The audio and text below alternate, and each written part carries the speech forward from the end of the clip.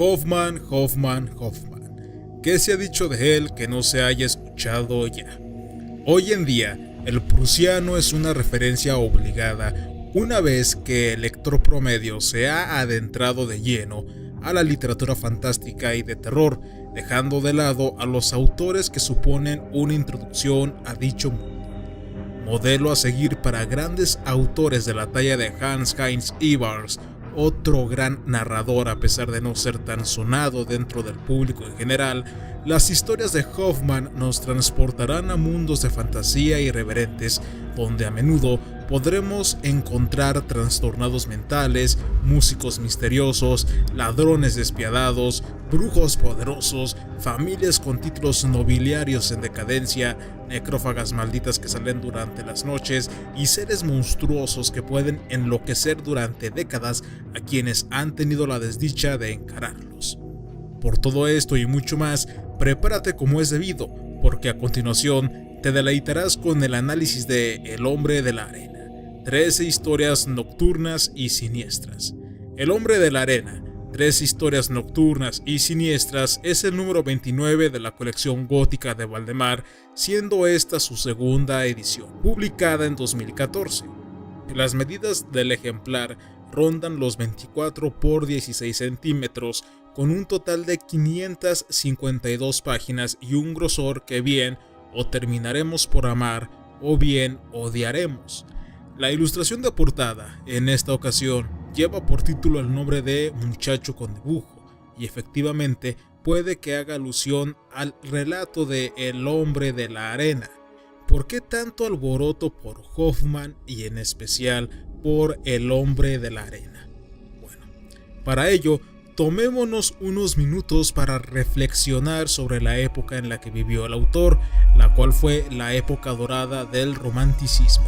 Si bien las historias que vienen incluidas aquí no tienen en grandes cantidades los elementos más notorios del gótico, como pueden ser calabozos putrefactos, bosques oscuros, doncellas en peligro, un protagonista de origen desconocido, ruinas y castillos, cuevas solitarias y una trama que se desenvuelva durante la Edad Media, sí poseen una tendencia idealista sobre la razón humana, siendo esta variable en específico la columna vertebral del mismo romanticismo, aunque no nos olvidemos que el gótico surge a partir precisamente del romanticismo con la novela del Castillo de Otranto, la cual sí que integra muchos de los factores que ya he enumerado. Por eso siempre digo que para tomarle un gran amor a este tipo de obras y sobre todo al género fantástico en general, es necesario haber leído tanto a Hoffmann así como a Horace Walpole, o al menos esa es mi percepción y no necesariamente tiene que ser la correcta.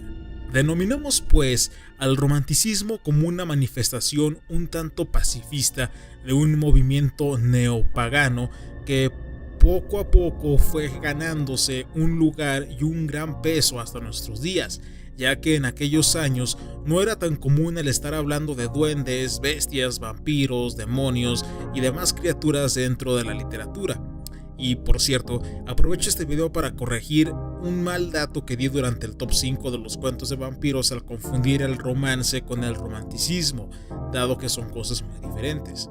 En fin, a final de cuentas, todos los textos aquí recopilados son una clara muestra de lo que les he dicho, ya que para su tiempo algunos de ellos fueron un terremoto neuronal que sacó de sus cabales a más de uno, tomando en cuenta que durante ese periodo el hábito de la lectura era demasiado popular, ya que muchos lo consideraban como algo genial.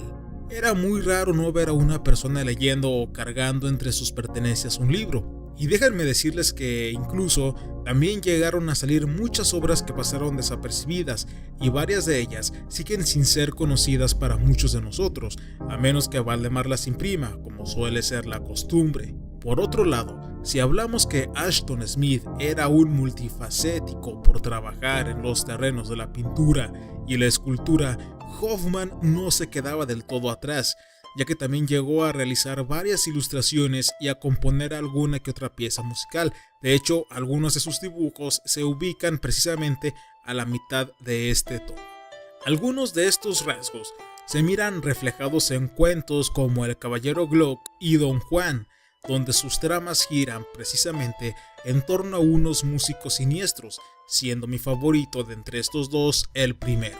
De hecho, en el prólogo nos advierten que no seamos para nada quisquillosos al momento de leer este par de historias, ya que aparecen muchos tecnicismos que únicamente podrían entender los amantes de la música. Todas las historias en sí son un deleite, un postre intelectual que cualquier culto terminará por apreciar. ¿Y por qué digo estas palabras tan arrogantes? Pues porque es la verdad. En el tercer cuento, El Magnetizador, se nos relata la historia de las andadas de un misterioso personaje que posee un extraño poder mental que usa para abducir a otras personas. En El Hombre de la Arena conoceremos el poderoso trauma de una persona que, tras tener un incorregible contacto con el Hombre de la Arena durante su niñez, su vida y su cordura se ven afectadas para siempre, sobre todo en el apartado de sus relaciones personales. Este relato tiene de todo: torturas, lunáticos, autómatas, científicos locos y un final trágico digno de tan admirables sucesos. Ignaz Dinner es uno de mis favoritos por la simple y sencilla razón de que es el que más elementos góticos integra. Se nos relatarán las aventuras y desgracias que un humilde guardabosques deberá experimentar luego de contraer nupcias y tener un hijo que estará casi moribundo. Conocerá a un misterioso vagabundo con el que rápidamente entabla una relación, misma que se tornará en el detonante de todas sus aflicciones durante un giro inesperado de la historia. Hoffmann nos relatará con todo lujo de detalle algunos escenarios obscenos como cortes de juzgados, bosques tenebrosos y calabozos en decadencia. Los personajes son igualmente variados así como interesantes, porque algunos, bastante específicos, fungen el papel de brujos, ladrones y sirvientes de las fuerzas del mal. Y todas estas descripciones las estoy tratando de dar con el menor número de spoilers posible, porque en realidad es un cuento que vale mucho la pena leer. La Iglesia de los Jesuitas de G es otra obra maestra inigualable. Maldición, es que casi todo el libro lo es, en donde se nos relatará la triste historia de un pintor emergente al que le gustaba pintar paisajes, pero por más que quería, su técnica mejoraba muy poco o no mejoraba en lo absoluto, a pesar de haber estudiado con grandes instructores. Todos conocemos el devenir de la historia, y si crees que solo los poetas malditos sufren, creo que tu perspectiva cambiará al conocer a un pintor maldito que carga consigo una culpa muy grande. La descripción de la iglesia en donde comienza el cuento es mi parte favorita. El mayorazgo es un relato muy largo, incluso en tercera fundición lo consideran una novela corta, donde se nos cuentan unos hechos muy intrincados sobre una herencia y el heredero legítimo de esta, la manera en la que murió el señor de la casa y el cómo todo afecta al susodicho real heredero. El huésped maldito es otro relato típico y muy bueno que posee elementos del suspenso y de lo sobrenatural. Aquí, un misterioso hombre llega de la nada a la casa de un portentoso coronel con el pretexto de que es un amigo suyo. Extraños sucesos ocurrirán después, destacando enormemente el de descubrir la identidad de este siniestro personaje, creo que es un conde si mal no recuerdo, y la desaparición de uno de los protagonistas. Tiene un gran parecido con el de El Magnetizador y hasta cierto punto me recuerda a El Vampiro de Polidori. Me voy a saltar los cuentos de Una Historia de Fantasmas y La Señorita Scuderi porque son aquellos que me resultaron muy poco llamativos, siendo precedentes de la historia de la marquesa de Pavirdale, la cual nos relata la anécdota de una marquesa que es culpada por un crimen que dice no haber cometido, además de tener los referentes más viejos del relato detectivesco y o policíaco o de misterio, pues fue escrito en 1821 y Los Crímenes de la calle Morgue fue concebido 20 años después. Todos sabemos que ese cuento es considerado como el pionero del género. Les comento, no es un cuento estrictamente de detectives de la Marquesa de Parvati, pero este sí tiene muchos elementos recurrentes del mismo. No por nada Hoffman fue siempre una referencia de Poe. Un cuento que sí me gustaría mencionarles es La suerte del jugador, siendo para mí el más pesimista de la antología, el más sombrío y el más decadente junto al de la iglesia de los jesuitas de G. Aquí se nos cuenta cómo un gran apostador llegó a la fama y luego cae a la ruina por su propia mano. Hace que me acuerde mucho del relato de Los dados de Edward Frederick Benson. Por último, aunque no menos importante, está Vampirismo, que ya he mencionado en otro video, en donde una madre que practicaba brujería y que tenía pactos ilícitos con personas también de dudosa espiritualidad o bondad, arrastra tanto a su hija así como al marido de esta hacia una perdición que solo culminará con la locura y la muerte. Vuelvo a mencionar que los vampiros de aquí parecen más necrófagos que vampiros. La literatura de Hoffman y de estos relatos en específico son muy peculiares y puede resultar muy poco atractivos para cierto público, en especial para aquellos que no están acostumbrados a leer y que prefieren relatos demasiado cortos. No les mentiré a esas personas, el casi 100% de estos cuentos los van a aburrir, pues sus comienzos no tienen mucha relación con los sucesos de la trama principal. De hecho, parece que al principio estás leyendo otra historia, y que también es un factor que vemos muy recurrente dentro del gótico.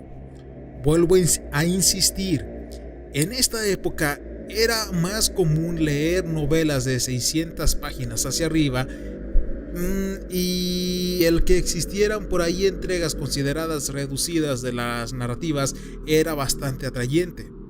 Así que, en conclusión, lo que hoy consideramos como largo en aquellos días era algo más bien corto. Y como vemos, pues las sociedades van cambiando.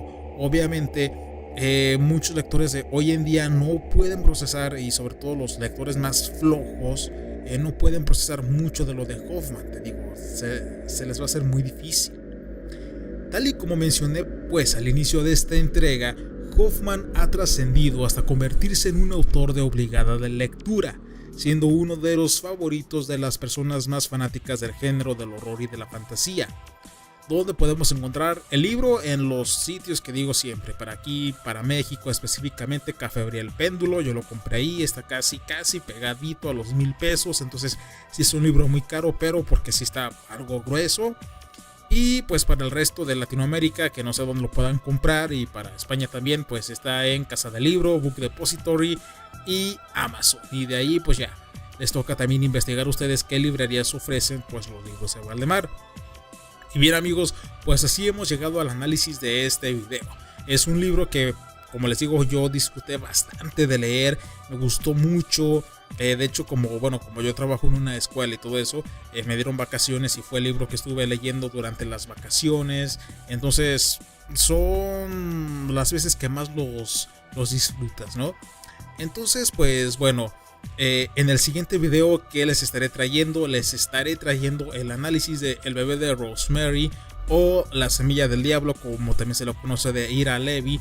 ¿Por qué? Pues porque son libros que ya he leído con anterioridad y que quisiera subir o que quisiera compartir, porque esos videos no solamente son para YouTube, también es un registro de mis lecturas, de los libros que yo tengo y que he leído, y que con el paso del tiempo pues no se me vayan a olvidar, porque la información nueva reemplaza a la vieja. Entonces es como un resumen para mí, lo veo y digo, sí, ya me acordé de haberlo leído, y es este. También, si quieren adentrarse un poco más a lo que es esto del hombre de la arena y su importancia o su relevancia dentro del cuento fantástico, les dejaré un enlace a un tipo de conferencia que da un señor. Está muy buena. Esta conferencia me la pasó un amigo, mi amigo de Taller Literario del Sur, que también tiene su canal de YouTube y te ofrece cursos gratis para poder escribir. Y pues como les digo, les estaré trayendo ese análisis, y ya después pues les estaré trayendo más de Valdemar. Y pues creo que eso será todo. Nos vemos y hasta la próxima. Doch nur für dich sind diese Zeilen